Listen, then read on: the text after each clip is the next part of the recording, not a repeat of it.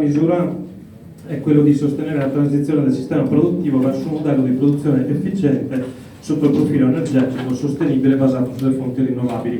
Non vi ho detto niente che già non poteste immaginare, come dire, qui parliamo chiaramente di un miglioramento dal punto di vista proprio sotto il profilo energetico. Quello che mi interessa farvi notare è la dotazione finanziaria di questa misura, che è partita ad agosto, ci sono 6,3 miliardi, ok, per il 2024-2025, quindi per darvi anche un po' il senso di quante risorse sono state destinate a questa misura. Tireremo, per quanto come dire, la misura sia in pratica appena iniziata, tireremo un attimo le somme di quello che è successo in questi mesi alla fine della mia presentazione, anche rispetto a quello che succederà, che ci attendiamo succeda, diciamo, nei prossimi mesi.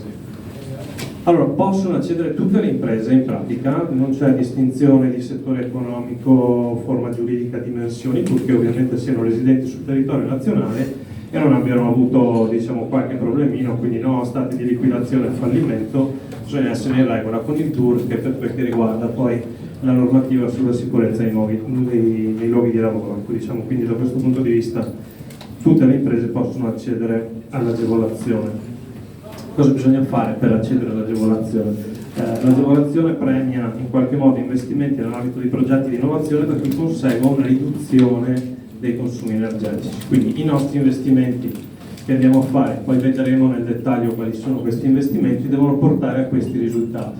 Quindi una riduzione di almeno il 3% dei consumi energetici se consideriamo l'intera struttura, quindi nel nostro caso la struttura alberghiera, ragioniamo ovviamente per tutte le imprese, quindi insomma, pensiamo anche al mondo dell'industria, o una riduzione di almeno il 5% se prendiamo in considerazione il singolo processo. Allora, qua c'è il tema del singolo processo. Nel caso di una struttura ricettiva è probabilmente meno immediato pensare a un singolo processo, ben più facile se pensiamo ad un'azienda di produzione in senso stretto, dove chiaramente è più facile isolare il singolo processo rispetto alla struttura complessiva. Poi probabilmente i colleghi, insomma, su questo magari faranno un passaggio. Anche nel caso di una struttura ricettiva comunque si può immaginare di fare un ragionamento targetizzato su un'unica area magari della struttura ricettiva, su un unico processo. Quali sono gli investimenti che vengono coinvolti quindi dal piano transizione 5.0? Torniamo a quella legge, la 232 del 2016, che ormai conosciamo un po' tutti, e agli allegati A e B di questa legge, che è quella legge, quell'elenco che ha stabilito i famosi macchinari 4.0. Quindi ci sono degli elenchi ai quali facciamo riferimento. La voce A sono i beni strumentali materiali, quindi classicamente macchinari 4.0, che hanno quindi le caratteristiche del 4.0, ma, e la cosa interessante per voi, la voce B, beni strumentali immateriali, quindi il bando parla specificatamente anche di software, sistemi, piattaforme e applicazioni per l'intelligenza degli impianti che garantiscono il monitoraggio continuo e la visualizzazione dei consumi energetici. Okay? Quindi chiaramente tutte quelle diavolerie che consentono poi di ridurre e di controllare i consumi della vostra struttura ricettiva. Sono ammissibili rispetto a transizione 0.0 anche questi investimenti. Beni materiali finalizzati all'autoproduzione di energia da fonti rinnovabili, quindi fotovoltaico principalmente, e anche la spesa per la formazione del personale che viene coinvolto nel massimo del 10% dell'investimento fino a 300.000 euro.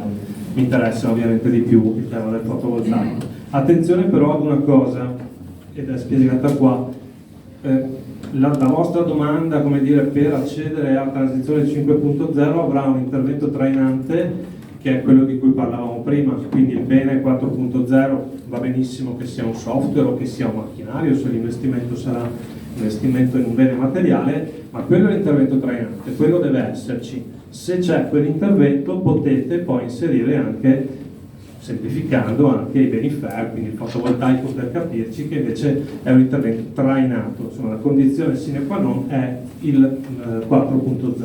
Okay? Sul fotovoltaico, che quindi adesso dico fotovoltaico, ripeto, io semplifico perché mi pare, insomma, di poter dire che è ovviamente l'intervento un po' più interessante, più facilmente interessante per voi. C'è una considerazione da fare. Deve essere ovviamente legato, è ammissibile quello che è finalizzato all'autoproduzione innanzitutto, questo sono più o meno in in tutte le agevolazioni, in tutti i bandi. La normativa fa riferimento ad un'altra legge, quindi definisce alcuni tipi di impianti fotovoltaici che sono poi agevolabili. Adesso vi mostro la legge, insomma ci sono 3 lettere, fondamentalmente le caratteristiche che deve avere questo impianto fotovoltaico che è potenzialmente agevolabile, sono queste 3 lettere che vedete, ho riportato l'articolo della legge, devono essere innanzitutto impianti prodotti in Europa, che non è banalissima come informazione, perché era uno dei temi, insomma, non sono sempre facilmente recuperabili questo genere di prodotti fatti qua in Europa, e devono avere un'efficienza a livello di modulo pari almeno al 21,5% nel caso della lettera A, al 23,5% nel caso della lettera B, al 24% nella lettera C. Perché è rilevante questa cosa? Primo, perché ovviamente l'impianto che sarà agevolabile dovrà avere queste caratteristiche. La normativa però, e torno un attimo indietro, la parte sotto, vedete i moduli che voi monterete, l'investimento che farete, se saranno diciamo, del tipo della lettera A e della lettera C, concorrono a formare la base di calcolo non per il 100 ma per il 120 o per il 140%. Quindi se spendete 100.000 euro nell'investimento, poi per il calcolo di quello che porterete un po' in detrazione sarà il 120 o il 140 in base al tipo di modello, quindi più di quello che è l'investimento. Ma poi vi faccio un rapido esempio e vi faccio capire. Piccola premessa, disclaimer che avrei dovuto fare all'inizio: io vi sto fotografando quello che è oggi. Tra qualche settimana presumibilmente i colleghi poi potranno confermare, le cose saranno leggermente diverse, ma poi cerco di darvi anche un po' un'indicazione di quello che sarà, di quello che saranno presumibilmente le novità rispetto al piano. Allora, veniamo un po' alla ciccia, cioè cosa ci portiamo a casa, qual è l'agevolazione. L'agevolazione è, come detto, un credito d'imposta, questa è un'informazione che probabilmente avevate, nella misura del 35% del costo dell'investimento fino a 2,5 milioni di euro, scende al 15% dai 2,5 milioni ai 10 milioni e al 5% dai 10 milioni fino ai 50 milioni. Questo sulla base, diciamo così, no? Rispetto ai requisiti che abbiamo detto all'inizio di una riduzione dei consumi del 3% nel caso dell'intera struttura o del 5% nel caso del singolo processo. Se questa riduzione dei consumi sale sopra il 6% per l'intera struttura, la misura è aumentata al 40% di credito d'imposta fino ai 2,5 milioni, al 20% e al 10%. E così via, si sale per riduzione dei consumi sopra il 10% per l'intera struttura ad un credito d'imposta del 45%. Vi mostro uno schema riassuntivo che in qualche modo vi dà il senso. Allora, questo è lo schema per le quote di investimento fino a 2,5 milioni. Okay? Quindi sopra poi c'è una riduzione del tasso di credito d'imposta. Guardiamo la struttura complessiva, quindi le tre voci diciamo che vedete sopra. Se consideriamo l'intera struttura, quindi se riuscite ad ottenere un risparmio, una riduzione dei consumi energetici dal 3 al 6%, avrete un credito del 35%, se la riduzione dei consumi va dal 6 al 10%, il credito sarà del 40%, oltre il 10% il credito sarà del 45%. Di nuovo, e poi lo vediamo, queste percentuali sono destinate a salire, almeno insomma, così pare. Allora, come detto, parliamo di un credito d'imposta. Vabbè, non vi spiego cos'è un credito d'imposta, lo sapete molto meglio di me. Deve essere utilizzato questo credito in compensazione attraverso il modello F24 entro il 31 dicembre 2025. Quello poi che avanza viene spalmato in 5 quote annuali di pari importo. Anche sulla scadenza di transizione 5.0, insomma, si parla di una proroga, insomma, poi vediamo un po' alla fine. Per determinare il risparmio energetico servono 2 certificazioni. Questa insomma, è una banalità, una formalità che vi farete fare da un valutatore indipendente, quindi c'è una valutazione ex ante che attesta la riduzione dei consumi energetici conseguibili con l'investimento, e ci sarà una certificazione ex post che attesta che avete fatto l'investimento e che quindi quella riduzione è in pratica avvenuta. L'iter, rapidamente per farvi capire un po' come funziona.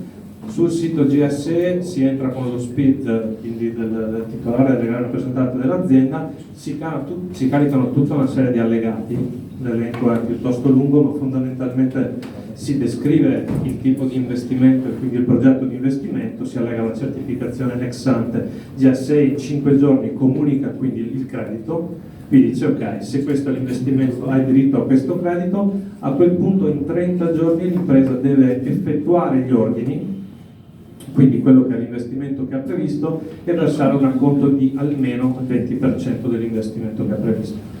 Da tutto a GSE, comprese quindi le fatture per il primo acconto, GSE di nuovo conferma l'importo, a quel punto l'azienda termina l'investimento nei tempi che ha previsto e va in fase di rendicontazione, diciamo, nei confronti di GSE, quindi porterete poi le evidenze dell'aver fatto l'investimento. A quel punto GSE conferma, voi fruirete del credito d'imposta. Esempio, molto rapidamente, ma proprio per darvi il senso: macchinario 4.0 200.000, impianto fotovoltaico fatto in UE con un'efficienza del 23,5% del valore di 300.000 euro, quindi voi investite 500.000 euro. Il bene 4.0, quindi il macchinario, consente un risparmio energetico del 17%, quindi il limite più alto, mettiamola così, non per semplificare. Quindi la base di calcolo saranno i 500.000 euro, ma sui 300.000 euro dell'impianto fotovoltaico non considererò i 300.000, ma considererò il 120%, perché come detto in questo caso l'efficienza del 23,5% è quella famosa lettera B, quindi la base di calcolo diventa 300 più un altro 20%, quindi arriviamo a 360, sommati 560. Ho, diciamo, la migliore prestazione in termini di deduzione, in termini di risparmio energetico, quindi l'aliquota sarà la più alta, che è il 45%, quindi il credito d'imposta sarà di 252.000 euro. Chiudo. Allora, rispetto a quei 6 miliardi che vi dicevo all'inizio. Allora, questo è il dato, le prime due righe, è un dato di 10 giorni fa, inizio dicembre.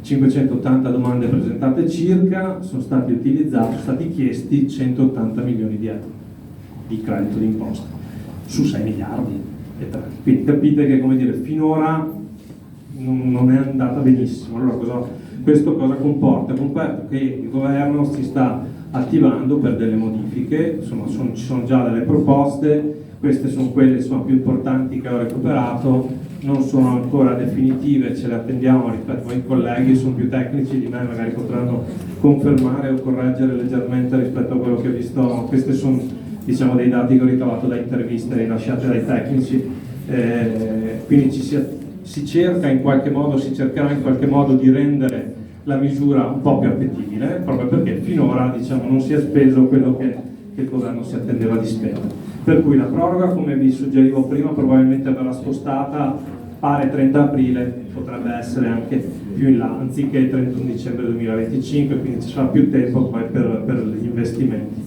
Il fotovoltaico verrà probabilmente maggiorato oltre il 120 e il 140% che vi dicevo, verrà probabilmente resa possibile la maggiorazione anche dei pannelli di fascia A, sono quelli, diciamo, con un'efficienza del 21,5%, e portata quindi la maggiorazione al 130, 140, 150%.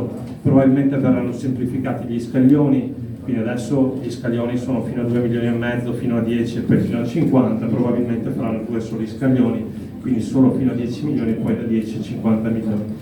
Aumenteranno le aliquote, come vi dicevo prima, adesso l'aliquota di base, diciamo così, è il 35%, che probabilmente verrà portata al 50% e quindi si arriverà poi nel massimo fino al 60%. Sono tutte ipotesi, ripeto, poi la vedremo. E c'è un'ipotesi che potrebbe essere interessante, che va incontro un po' alle piccole imprese, l'hanno chiamata presunzione di efficientamento, anche se riguarda la sostituzione dei macchinari. Loro dicono: partiamo, anziché far produrre documentazione per la valutazione del risparmio energetico, nel caso venga sostituito un macchinario che è già stato ammortizzato oltre poi i 2 anni, se viene sostituito con un nuovo, diamo per scontato, diamo per assodato che quello risponda ai requisiti, e quindi su quella sostituzione, su quell'acquisto di macchinario si possa poi chiedere su una transizione 5%. Queste sono delle ipotesi, ripeto, magari se i colleghi hanno degli aggiornamenti più freschi ben venga, insomma comunque ci attendiamo delle modifiche, delle novità entro fine dell'anno o più probabilmente all'inizio dell'anno. Basta, questo è un po' il quadro, mi fermo, ripasso. Grazie a tutti. Bene, grazie per la presentazione della misura transizione 5.0 e ora entreremo nel merito delle tematiche con due nostri partner, Greenvat, che è una società giovane, brillante, che opera nel campo dell'efficientamento energetico e che è presente con il direttore tecnico e titolare Andrea Palamini e con Carlo Trussardi. E successivamente assistiremo a una relazione, un approfondimento sul tema di Schneider Electric, che è un nostro partner storico, sapete, multinazionale da 40 miliardi di fatturato e 150.000 dipendenti, con la quale abbiamo già affrontato il tema dell'albergo del futuro, dell'automazione digitale, dell'efficientamento energetico. Quindi chiederei a Greenvat, prima Schneider, dice Linda, quindi chiedo a Andrea Luca Natale di... Ciao Andrea. Ti ringrazio di essere presente e ci lascio la parola. Buonasera a tutti, buongiorno. È acceso, sì, mi sentite? Grazie per la vostra partecipazione oggi. Io volevo condividere con voi oggi una storia sull'efficienza energetica. Non è nuova nel settore dell'ospitalità, ma oggi accade in un contesto fortemente evolutivo. Ma prima di raccontarvi questa storia, vi racconto chi è Schneider Electric. Giustamente siamo una multinazionale, ma abbiamo una forte connotazione italiana, non soltanto perché siamo più di 3.000 dipendenti, ma perché in Veneto abbiamo 2 dei 5 centri di eccellenza mondiali dove facciamo ricerca e sviluppo e produzione per tutto il mondo. A Conselve con i sistemi di condizionamento di precisione per i data center e i locali tecnici, e a Pieve del Pago, a Belluno, con sistemi per la refrigerazione alimentare, quindi nel settore food. E questo ci rende molto vicini al territorio, non soltanto con una forza commerciale, ma anche con una forte forza tecnica che in tutto il territorio è in grado di supportare i nostri clienti. Noi ci definiamo dei leader nella trasformazione digitale dell'energia, cioè cosa facciamo? Siamo un'azienda del comparto elettrico e elettrotecnico e forniamo soluzioni, hardware, software e servizi per l'automazione di siti industriali e edifici, tutti gli edifici, residenziale e terziario, soprattutto nel mondo dell'ospitalità. E questa nostra esperienza nel mondo dell'ospitalità è quella che volevo condividere con voi, visto che parliamo di efficienza energetica, facendo una fotografia di quali sono i consumi energetici in Italia oggi. No? L'Enea mette a disposizione online, questo è un dato di fine novembre, 3 valori: i consumi energetici di tutti gli edifici, qui li troviamo tutti, residenziale e terziario, la quota parte di energia rinnovabile e poi le emissioni di CO2. Il CO2 è un po' lo scopo di cui sentiamo parlare, no? Dobbiamo contenere il surriscaldamento della temperatura del pianeta entro il 2050, la CO2 KPI, cioè è quello con cui viene misurato, e negli edifici si misurano le emissioni di CO2. Quindi questo è un dato per tutta Italia, fatte queste 2 regioni, e su 6 milioni di abiti diciamo che il consumo medio è di circa 200 kWh al metro quadro all'anno. Questa è un po' l'unità di misura per sapere quanto consuma un edificio. Però entrando un po' nel merito, di vedere, e questo ovviamente è quello di cui parlano sempre i media, no? Che siamo un po' messi male, un po' perché abbiamo una storia, no? Rispetto ad altri paesi, quindi abbiamo edifici vecchi, poco efficienti, soprattutto nel pubblico, più che a casa nostra nel residenziale. Ma entrando nel merito del terziario, abbiamo, se vogliamo vedere quanti sono questi certificati, questi attestati di prestazione energetica, per gli hotel sono circa 17.000, quindi considerando che ci sono 33.000 strutture, è statisticamente significativo. Il consumo medio di energia per kilowattora al metro quadro anno è di 263, per cui consuma sicuramente più di casa nostra, perché a casa nostra non abbiamo le utenze che è una struttura di ospitalità, però questo è un valore medio. Quindi valore medio dove sono stati fatti degli interventi, se c'è un attestato di prestazione energetica, almeno il cappotto, gli infissi e magari anche gli impianti, e questo è un primo dato su cui riflettere anche per valutare in un secondo momento quali sono i vostri consumi nelle vostre strutture. Quindi sono dati che sono costantemente aggiornati su questo sito di Enea. Per ospitalità, quindi vi sto entrando un po' nel merito della misura della transizione 5.0 di cui vi vogliamo parlare, sono supportate tutte le forme di ospitalità, anche il condottiero in base alla progressione, no? Centri termali, studentati, fiere e le strutture come i campeggi. Quindi all'interno di questo settore, di queste forme dell'ospitalità, sentivo parlare appunto di immobiliare, no? Per cui la struttura dell'ospitalità è anche un asset su cui degli investitori investono per avere un ritorno sul proprio investimento, per ristrutturare, rivendere o per affittare l'attività. E nel 2024 queste attività immobiliari sono state particolarmente elevate, no? Quindi per capire un po' anche la dinamica del settore, non solo come proprietari ma anche come investitori immobiliari, l'asset, così viene chiamato l'edificio nel gergo del real estate hotel, insieme agli studentati, è un asset che è stato transato tantissimo, un'impennata di investimenti. Questo ci dà una fotografia degli operatori immobiliari e poi abbiamo una fotografia degli incentivi. Il PNRR, che abbiamo iniziato a conoscere ormai dal 2022, ha tantissime missioni e la transizione 5.0 è il numero 7, è la settima missione che nel settore dell'ospitalità va a completare un panorama di investimenti che era già partito, soprattutto il super bonus alberghi, che si chiamava questo credito, era uno finanziamento, l'altro credito. Proprio la Regione Veneto nella sua prima manifestazione ha preso l'80% dei finanziamenti di questa misura qualche anno fa, no? E queste misure che rimangono attive ancora per poco, cioè fino al 2025, poi termineranno un ciclo di vita, ci sarà un altro set, diciamo, di finanziamenti da parte della Comunità Europea finché l'ultimo edificio non verrà diciamo, ristrutturato. Però il piano transizione 5.0, abbiamo visto il numero, è importante, 6 miliardi e 3. E su questo volevo fare una riflessione, perché il piano transizione 5.0 ha come driver un progetto di efficienza energetica, quindi bisogna ridurre i consumi, e in una struttura dell'ospitalità, in questo caso in un hotel, no, la voce di consumo energetico è molto elevata, no? Con la voce del personale sicuramente è una delle misure dei costi maggiori, soprattutto in quella zona, che sono poi le camere, dove appunto queste strutture, queste parti dell'hotel non sono occupate per la maggior parte del tempo. E su questo c'è una statistica, sempre di Enea, un page up, che analizza ovviamente in funzione dei servizi, delle categorie della struttura, aumentano i servizi, aumentano i consumi, e questi impianti, che in gergo si chiamano HVAC, cioè impianti di riscaldamento, raffreddamento, di ventilazione meccanica, di produzione di acqua calda sanitaria, sono le voci che maggiormente impattano i consumi elettrici, qualsiasi sia la categoria che l'ospite sceglie, quindi qualsiasi tipo di struttura.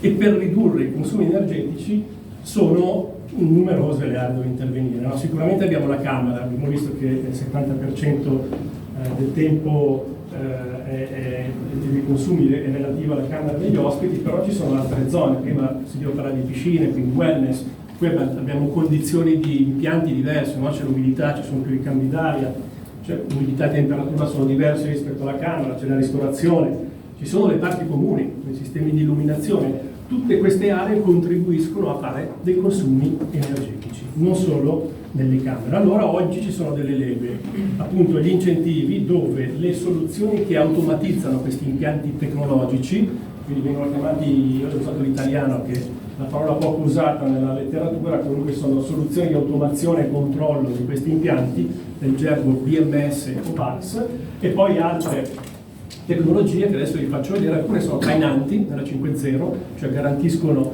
una riduzione dei consumi energetici, e altre, come ad esempio il fotovoltaico, prima vi spiegavo ammissibili, sono trainate, perché il piano 5.0 vuole come driver la riduzione dei consumi. Poi se questi consumi sono fatti con energia green è un fatto ulteriormente positivo, aumenta il credito d'imposta, ma sono trainati. E il settore dell'ospitalità è anche impattato da una normativa, un po' tutto il settore del terziario, ma oggi si parla di direttiva Case Green, no? Parlano un po' il cuore dei cittadini, in realtà è una direttiva che va su tutti gli edifici. Come dicevo prima, quelli meno efficienti sono quelli pubblici. Questa direttiva Case Green è l'PBD4, ma c'è una 3 che è stata recepita da un decreto legislativo del 2020, quando pensavano ad altro e non all'efficienza energetica.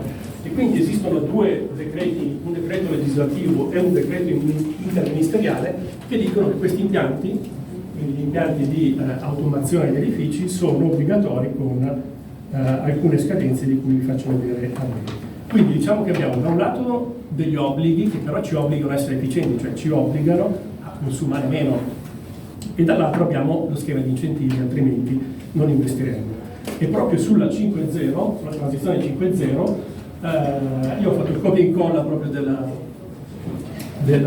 misura, no? del MIMIT, del Ministero delle Imprese, quindi sono le stesse quote che avete visto nella relazione precedente, dove noi sappiamo che per un emendamento recente di novembre si semplificheranno le aliquote, quindi avremo solo due scaglioni fino a 10 milioni di euro e oltre a 10 milioni di euro fino a 50, con un credito d'imposta che arriva al 60% quando io riesco a fare efficienza energetica di almeno il 10% rispetto alla condizione di partenza.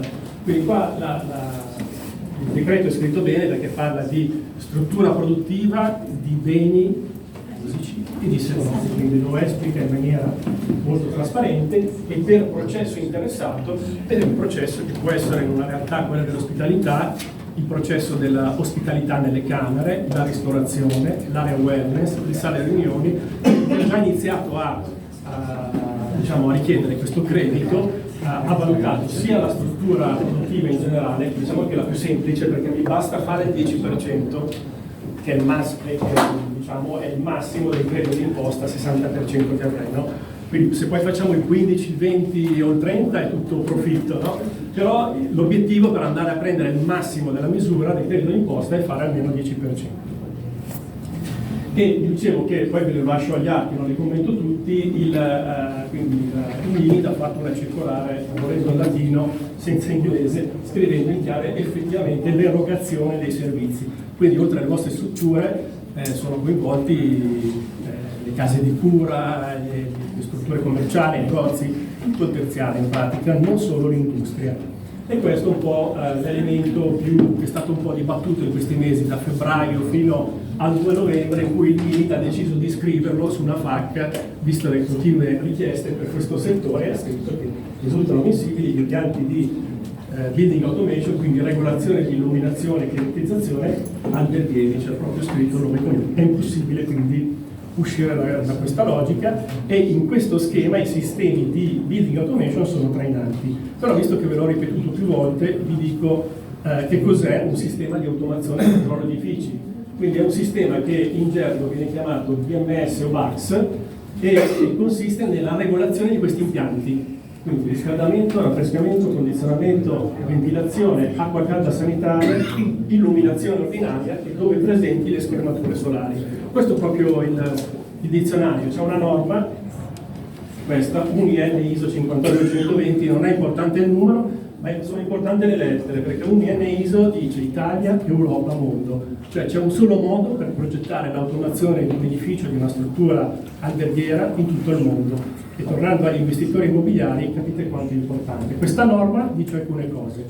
I termini tecnici, il BMS è il modulo di monitoraggio energetico che è parte di un sistema di building automation, cioè io per fare efficienza energetica devo sapere quanto consumo, non è importante se consumo tanto o poco, ho bisogno di intervenire per ridurre questi consumi, quindi il modulo di monitoraggio energetico mi dice quanto consumo e poi il BACS interviene, regola luce e comfort.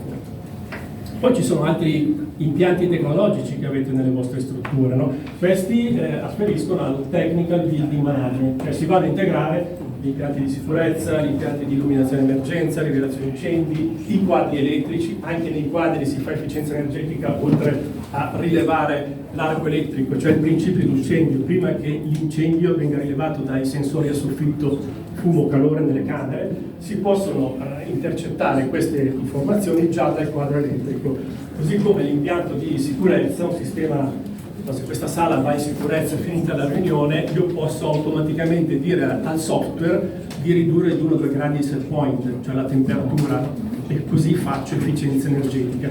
Quindi questa norma che dice come devono essere progettati questi impianti è finalizzata all'efficienza energetica. E poi racconta un po' di come si fa l'integrazione e quali sono le informazioni che possono essere messe a disposizione. Entrando nel merito degli impianti, quindi ho fatto una fotografia di questi blocchi che sono gli impianti tecnologici di una struttura alberghiera. Spesso magari siete abituati a affrontarli in maniera separata, quindi gli impianti di sicurezza, gli impianti di safety, gli impianti di comfort, magari solo nelle camere, però tutti questi impianti hanno la capacità di dialogare per fare benessere, sicurezza energetica e sostenibilità. Allora, la transizione 5.0 identifica in alcuni di questi blocchi le tecnologie trainanti, cioè quello che il consulente che vi caricherà la pratica sul portale del GSE dovrà descrivere in una relazione tecnica dicendo quali sono le tecnologie che vengono, quindi la soluzione che viene impiegata per fare efficienza energetica. Questo è tipico proprio dell'ospitalità, quindi il sistema TMS che oltre a ricevere le prenotazioni delle agenzie da Booking, tutti i sistemi esterni, quando io arrivo a fare il check-in manda in temperatura la camera dove c'è l'ospite che ha fatto il check-in, aumentando, mantenendola in servizio anche con i sistemi di comfort, e questo fa efficienza energetica, ma da solo non può fare nulla, perché poi quello che traina, cioè quello che regola la manopola in maniera tecnologica, è il sistema di building automation. Per fare efficienza energetica, diceva la stessa norma, oltre a darvi il linguaggio, classifica gli edifici in 4 categorie, A, B, C e D. Quando c'è efficienza energetica, come quando andiamo a comprare gli elettrodomestici o l'ape, ci sono sempre le lettere. La A vuol dire efficienza energetica maggiore, quella più bassa, qua una scala semplice, 4 livelli, è la più bassa. La norma è fatta bene perché non è solo per i tecnici, ma ci dà anche un'idea del risparmio economico, quindi scusate, del risparmio di consumi, perché poi l'economico dipende da cosa costa il kilowatt al metro cubo, per quello la transizione 5.0 dice riducete i consumi. Fa un'analisi per tipologia di edificio, no? Quindi per quanto riguarda le strutture dell'ospitalità, le trovate anche su quella brochure, proprio questo schema, sia per l'energia termica sia per l'energia elettrica, dà degli scenari di risparmio termico 15, 48, 5 e 16 che i soli sistemi di building automation possono portare sulla vostra struttura. Poi si possono cumulare, no? Quindi ci sono altre soluzioni, però solo loro vi danno, in funzione della classe, a seconda che parta dalla D, dalla C o dalla B, una possibilità di valutare la percentuale di risparmio energetico. Capite che quel 10 che dice la transizione 5.0 non dico che si raggiunga in discesa, ma è molto facile ottenerlo, soprattutto se andiamo a fare efficienza su tutta la struttura e non solo sulla camera d'albergo. Quindi questa norma si affianca a un tema di obblighi senza sanzioni, per cui non preoccupatevi. Però adesso vi dico perché sono importanti gli obblighi, no? Quindi ad oggi, quindi 9 dicembre del 2024, e in tutti i casi di nuovi edifici o di ristrutturazione di primo livello, cioè ristrutturazioni in cui voi intervenite sulle pareti disperdenti orizzontali, verticali almeno il 50% e cambiate una macchina termica, c'è l'obbligo di avere un sistema di building automation in classe B. Classe B vuol dire che gli impianti dialogano tra di loro. C'è un asseveratore che deve dire se questa classe è raggiunta o meno, e questo entra, anche vi ho detto non ci sono sanzioni, ma ci sono delle grosse opportunità, perché questo livello di automazione ha i criteri di vaglio tecnico con cui vengono dati soldi, sia degli incentivi a livello europeo, a livello nazionale, ma soprattutto in banca. No? Prima parlavamo di finanziamenti, i sistemi di building automation dagli istituti finanziari sono considerati green capex, cioè quegli investimenti che sono green perché riducendo i consumi di energia riducono la CO2 e quindi fanno sostenibilità ambientale, per cui i tassi di finanziamento variano per gli istituti bancari in funzione di quanto io riesco a fare efficienza energetica, quindi si parla ad esempio di premialità. Questa è un'esclusiva del pubblico per la classe A. Quindi questo oggi. Domani invece, ve lo dico tra poco, domani ci sarà qualcosa in più. Però diciamo che la norma vi dice che cosa sono questi sistemi. Per i tecnici, come fare un progetto tecnico che faccia efficienza energetica, dà un valore medio di risparmio energetico e quindi potete sapere con il costo dei kilowatt e del metro cubo di gas anche farne un ritorno sull'investimento, no? Capire che livello di automazione vi conviene. E diciamo che un esempio è questo. Vi ho detto ci sono quattro classi di automazione, A, B, C e D. La D è quella, diciamo, senza automazione, che vuol dire o che non c'è proprio nulla, cioè nessuna logica di controllo, oppure c'è un software, c'è un on-off, alla mattina, alla sera, un controllo automatico centralizzato. Cosa vuol dire? Che non posso entrare nelle singole camere o in un ambiente come questo a fare regolazione. La C invece prevede già un po' di intelligenza, quindi c'è un famoso termostato. Questo oltre a consentire, quando c'è il display, di regolare la temperatura, ha una sonda che sente temperatura, umidità relativa, i VOC, composti organici volatili. Questo è un altro tema della EPVD4, perché l'indoor quality sarà un altro parametro importante per l'attrattività potenziale di una struttura. Quindi il VOC apro la finestra, faccio delle operazioni di pulizia e l'arredo che degrada nel tempo rilascia dei composti organici volatili. Oppure la CO2, in questo caso quella che noi produciamo con il nostro metabolismo respirando. Vedete, con questo numero di persone qui gli impianti staranno facendo più ricambi d'aria rispetto a quando la sala è vuota. E questo fa efficienza energetica, cioè vado a ricambiare l'aria solo quando ci sono le persone, è inutile che lo faccia a mezzanotte 5 ricambi d'aria, no? Quindi questo tipo di regolazione però ho l'intelligenza, ma devo entrare in ogni camera, ci sono delle strutture che il personale tira su e giù il quadro elettrico quando l'ospite fa il check-out. No? In realtà si può fare tutto da dove? Da un unico punto. Quando c'è un software che mi consente di entrare in tutti gli ambienti, wellness, ristorazione, parti comuni, camere, sale congressi, allora sono in classe B. Questo è l'obbligo, questo è quello che è obbligatorio dal punto di vista della legge. Poi la classe A, vado superando la conclusione, la classe A invece mi consente in tempo reale, cioè quando io sono anche nella camera, di regolare questo set point per ottimizzare ulteriormente i consumi. Quindi questi sono 4 esempi di automazione. Chiudo parlandovi del domani. Il futuro è molto vicino perché è il 1° gennaio del 2025. Il 1° gennaio del 2025 entra in vigore l'EPVD3, la sorella maggiore della direttiva Case Green, che è stata recepita con un decreto legislativo del 2020, quando c'era il Covid. Cosa dice? Oltre a mantenere lo scenario sui nuovi edifici e le ristrutturazioni di primo livello, introduce degli obblighi per gli edifici esistenti. Cioè oggi se io non faccio niente, non tiro giù neanche una parete, non faccio lavori, sono esenti dall'avere un sistema di building automation. Dal 1° gennaio, anche se non faccio niente, ho questa potenza termica dalle macchine HVAC, vuol dire 290 kW, circa 1000-1500 metri quadrati, in Italia, allora sono obbligato ad avere un sistema di building automation. Ripeto, sono obblighi non finalizzati alle sanzioni, ma agli scenari di incentivi e di accesso al credito. Poi c'è la famosa direttiva Case Green, che invece abbasserà questo obbligo, ma nel 2030, a 70 kW, quindi circa 400 metri quadrati, e introdurrà anche un indicatore SRI che assomiglia molto a quegli indicatori LEED, WELL, quegli schemi di certificazione di sostenibilità ambientale che sul mercato sono volontari, qualche struttura adotta, qualcuna no, amplia questo contesto, quindi parlando di tecnologia, e darà un punteggio. Anche qui non ci sarà un voto obbligatorio, però chi ha il punteggio più alto ha una struttura più attrattiva, sia per il mercato immobiliare sia per i clienti. Chiudo con questa visione sul futuro e vi ringrazio della vostra attenzione. Ringraziamo Schneider di questo intervento e chiamerei Andrea Palamini e Carlo Trussardi per chiudere i nostri lavori con un intervento in particolare sull'efficientamento energetico e la transizione energetica. Grazie.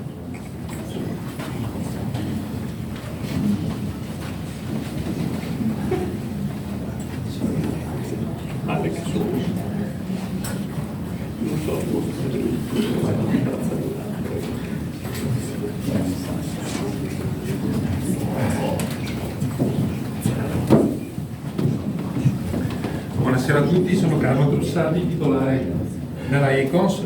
Sarò il più breve possibile, in modo tale di lasciare anche un po' più spazio ad Andrea, che sicuramente è l'uomo delle soluzioni ed è l'uomo che conosce, penso meglio di tutti, Transizione 5.0.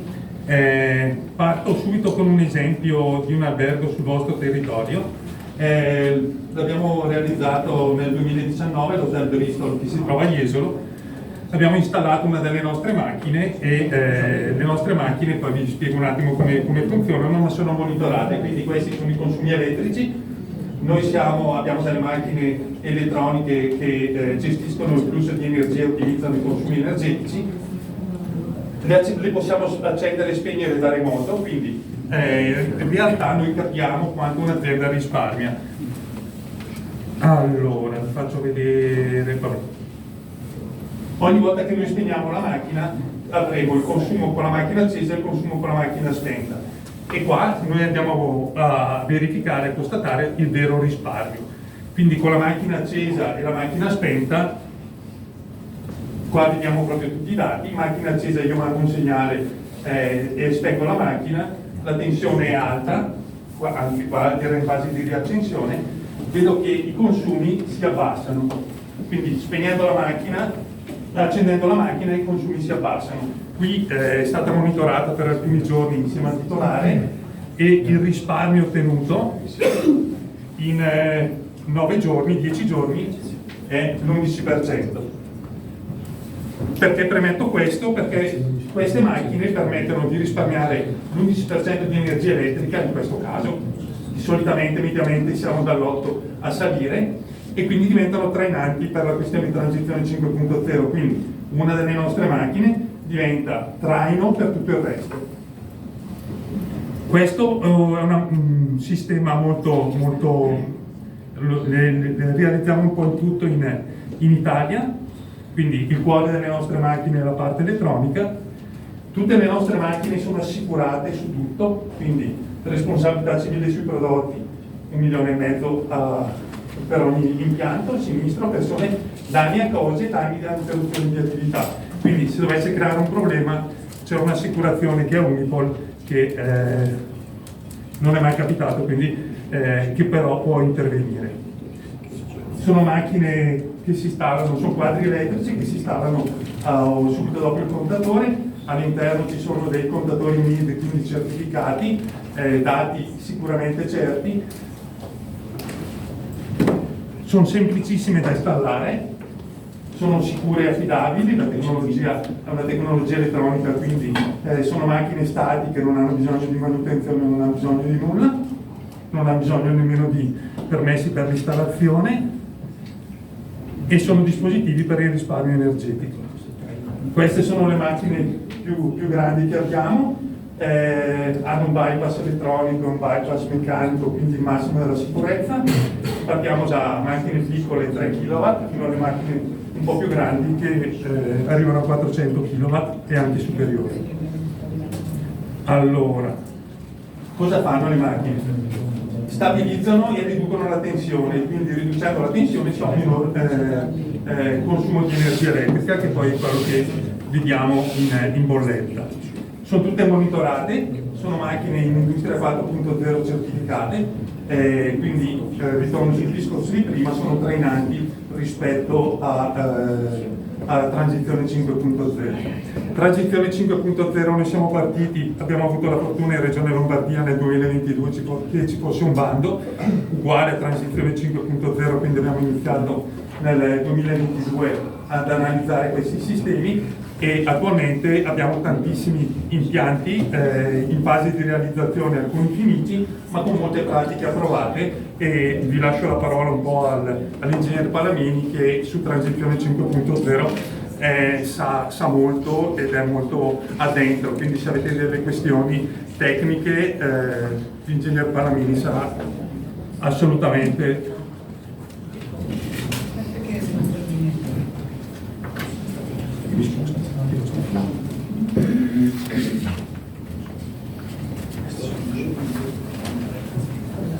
Buonasera a tutti, sono l'ingegnere Palamini, sono titolare di Greenbat. Una breve presentazione dell'azienda, tanto per darvi un'idea di cosa facciamo e i servizi che possiamo dare. Greenbat è una delle 4 aziende del gruppo Palamini, un gruppo di aziende familiari.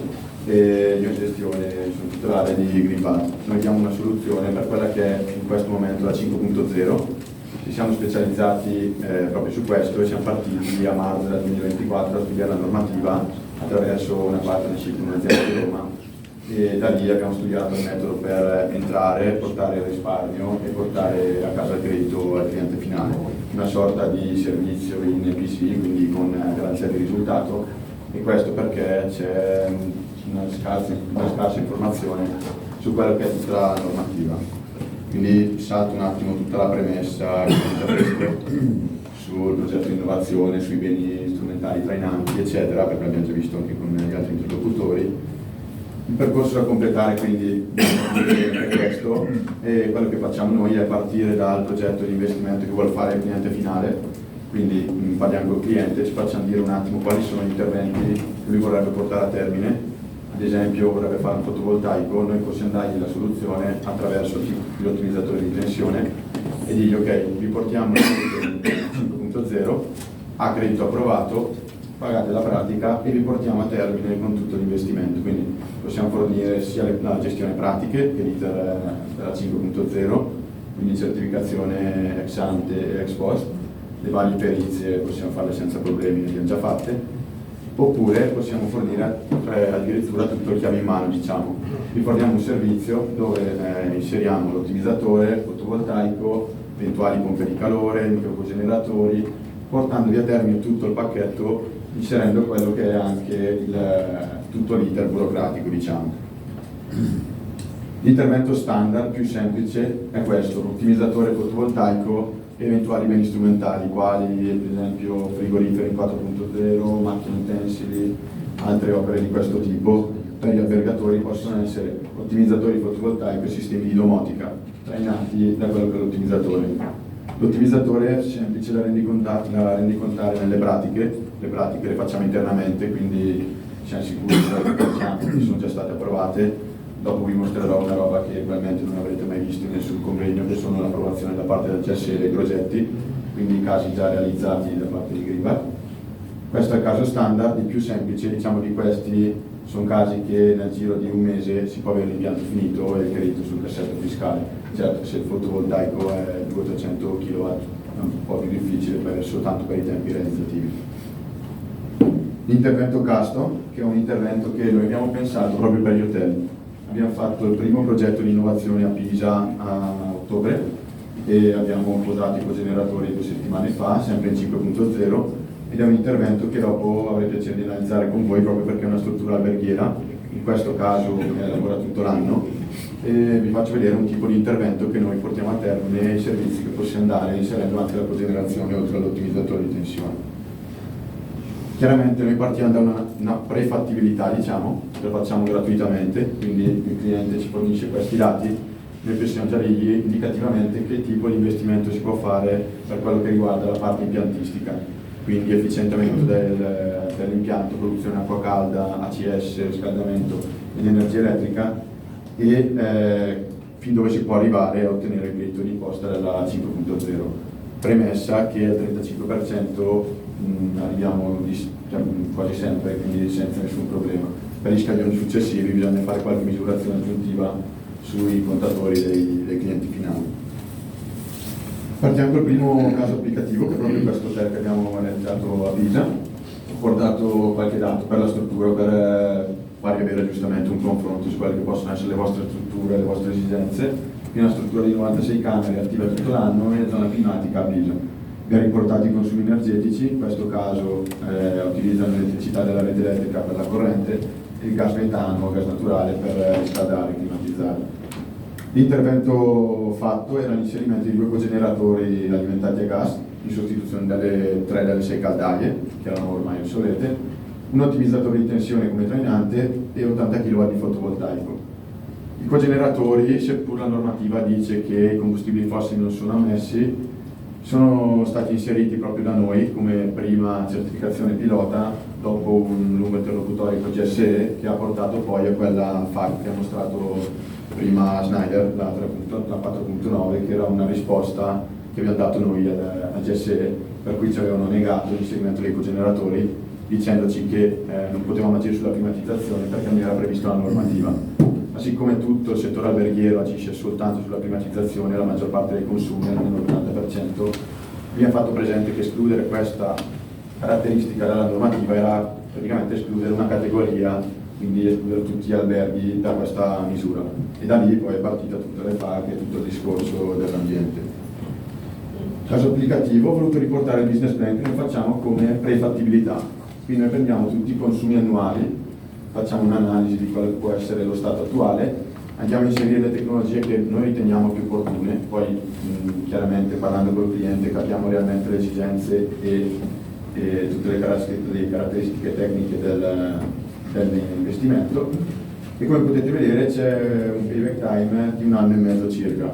Questo perché innanzitutto c'è il 40% di detrazione di credito d'imposta per la 5.0, che non è poco, e poi c'è il 6% di risparmio portato dall'ottimizzatore sui consumi elettrici e il risparmio effettivo della microcogenerazione, che è un altro intervento che consente di efficientare in maniera pesante le strutture che hanno un gran consumo di acqua calda o riscaldamento, insomma ACS e tutto quello che è il riscaldamento dell'acqua, sia bassa che a temperature fino a 80 gradi.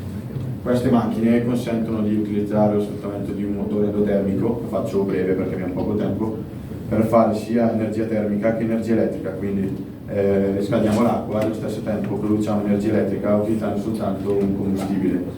Il consumo rispetto a una caldaia di pari potenza è circa il 5-6% in più, quindi capite bene che da un prodotto ne tiro fuori 2, ho un vantaggio non indifferente.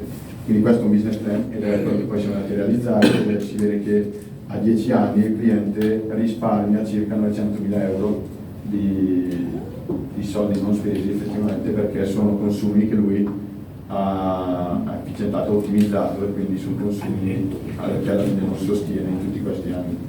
Inoltre ci sono i certificati bianchi, che sono una sorta di cassa liquida che entrano ogni anno per 10 anni, proprio dati dal funzionamento della cogenerazione. La cogenerazione in CAR, in alto rendimento, è equiparata a una fonte rinnovabile, quindi il GSE stesso riconosce degli incentivi per ogni tonnellata di petrolio equivalente risparmiata.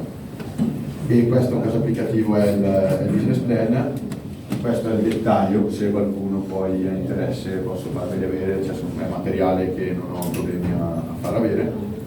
E questo è quello che è stato realizzato effettivamente, quindi capite bene che è uscito il decreto ad agosto, noi a ottobre abbiamo fatto la pratica, abbiamo già posato i cogeneratori e l'ottimizzatore, abbiamo presentato la paesaggistica per il fotovoltaico e a gennaio chiudiamo il tutto e il cliente a febbraio c'è il credito d'imposta da poter utilizzare in compensazione. Quindi sono interventi veloci e portano beneficio fin da subito, diciamo, non abbiamo tempi di esecuzione lunghi perché chiaramente la misura dura 1 anno e il tempo stringe. Ho voluto portarvi un altro caso applicativo, in questo caso un hotel via Lignano, Sabbiadoro, quindi dalle vostre parti, è una struttura stagionale e lavora principalmente nella stagione estiva. Ho riportato i consumi, dove potete vedere il gas metano in questo caso utilizzato poco perché utilizza pompe di calore, quindi tutto in maniera elettrica. Abbiamo introdotto un ottimizzatore di tensione e un fotovoltaico da 70 kW. Questo è un intervento standard, come dicevo, quindi abbiamo caricato la pratica a inizio novembre, posiamo il 18 l'ottimizzatore e per gennaio abbiamo il fotovoltaico, quindi anche lì un intervento molto veloce. E la cosa che nessuno mi ha ancora fatto vedere sono le ricevute, nel senso, a noi non interessa farci pubblicità dicendo possiamo fare, facciamo di qua di là, diciamo noi possiamo darvi questo servizio, quindi senza avere dei costi, andiamo dal cliente finale, che potreste essere voi o qualsiasi tipo di proprietario di qualsiasi azienda, e diciamo volete fare questo investimento, definiamolo insieme. Il costo delle pratiche che il GSE riconosce è fino a 10.000 euro o fino al 10% per importi sotto i 100.000, quindi 10.000 sono il massimo che riconosce il GSE per le spese tecniche, diciamo, e noi non chiediamo niente finché non otteniamo questa, la ricevuta di conferma di avvenuta prenotazione del credito. Quando il GSE vi dice, a fronte all'investimento complessivo pari a, che abbiamo definito insieme, avete un importo complessivo pari a di credito d'imposta prenotato, allora noi diciamo al cliente, ok, c'è il tuo credito, ora paghi le spese tecniche e io ti porto fino a fine del percorso, compresa la ex post e tutto quello che comprende l'iter. caricamento, pratiche lo facciamo noi, perché abbiamo visto che fare le certificazioni, far caricare al cliente finale è un macello, perché poi carica, firma digitalmente, ti mandi il documento, è meglio fare una delega, facciamo noi per il cliente e portiamo a termine il risultato, diamo un cliente al cliente, abbiamo capito che non interessa come viene fatta la cosa, gli interessa il risultato e quello che vogliamo portare. Per completezza ho portato anche qui qualche immagine di posizionamento dei macchinari, di impianti, in questo caso è il riscaldamento, è un impianto particolare, perché è un impianto con teleriscaldamento, quindi si può agire anche in soluzioni particolari e qui l'investimento è di microcogenerazione e ottimizzatore sempre come trainante. Altri casi applicativi che vi posso portare sono queste strutture, questa è la bardonecchia che abbiamo fatto i trascinatori e l'ottimizzatori di tensione con tutti i vari consumi, sempre per darvi un'idea di cosa si può fare, e vi ho voluto portare anche casi applicativi di altre strutture, perché non solo per il settore alberghiero, si può fare anche per altri settori, quali magari adesso tornerie, aziende commerciali, proprio per mostrarvi che non ci sono vincoli, non ci sono problematiche nell'inserire questa tecnologia e nel portare a termine la 5.0, che è detta di tutti, è complicatissima, noi ne abbiamo fatte diverse, proprio per questo ho voluto portare le ricevute, per far vedere comunque che si può fare, non sono solo chiacchiere, diciamo. Chiaramente ho cancellato tutti i codici per la privacy e questi sono quello che facciamo. Questo è un'azienda che commercializza materiale di cancelleria, quindi tutte quelle che sono le lavagnezze, pendole, pennarelli, quaderni, quindi diciamo che è una delle aziende che mi dicevano sì, ma io vendo materiale, commercializzo, cosa posso fare in 5.0? Quello che si vuole, perché alla fine finché si sta nei parametri dell'autoconsumo del 105% per l'autoconsumo si può fare quello che si vuole.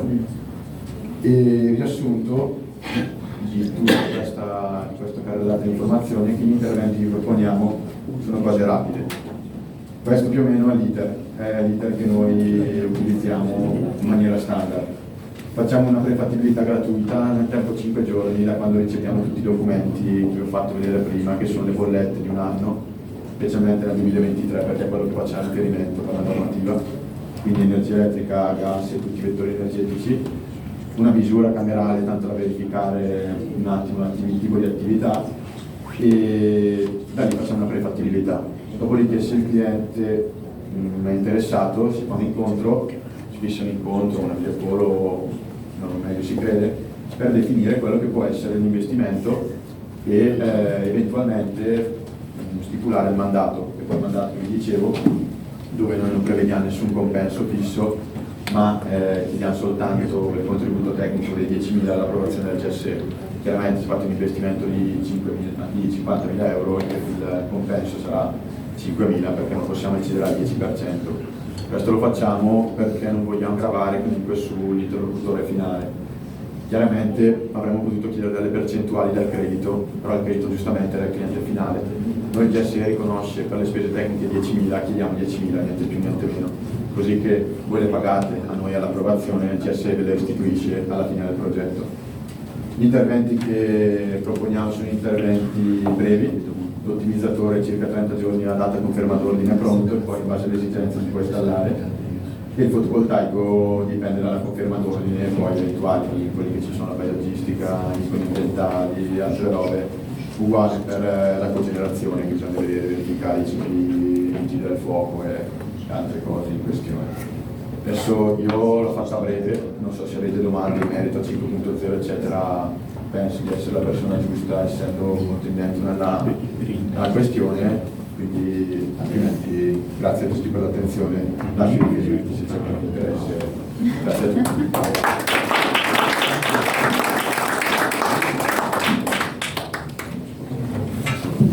Bene, ringraziamo anche l'ingegner Palamini, giovane ma molto bravo e preparato per questo contributo sull'efficientamento energetico. Chiaramente restiamo a disposizione con i nostri partner Filimpresa Veneto, Schneider e Greenvat per approfondire eventualmente l'argomento. Le slide sono a disposizione, anche scaricabili sul nostro sito, ma in ogni caso a richiesta ve le forniremo. e adesso vi invito a un aperitivo e al fatto di scambiarci gli auguri per queste festività. Vi ringrazio e buona continuazione di giornata.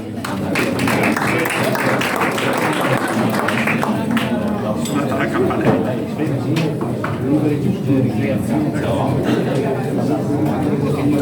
Adesso glielo chiediamo.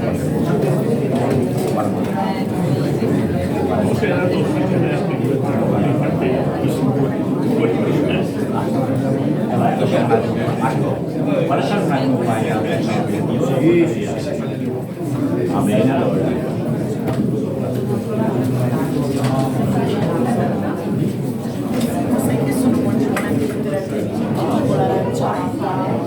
Ma tu sei arrivato da solo? Perché l'abbiamo sei chi ritorno da sei venuto giù. Poteva tornare. Gliel'ho già detto che gliela arrivato. Questa io sono una persona cartone.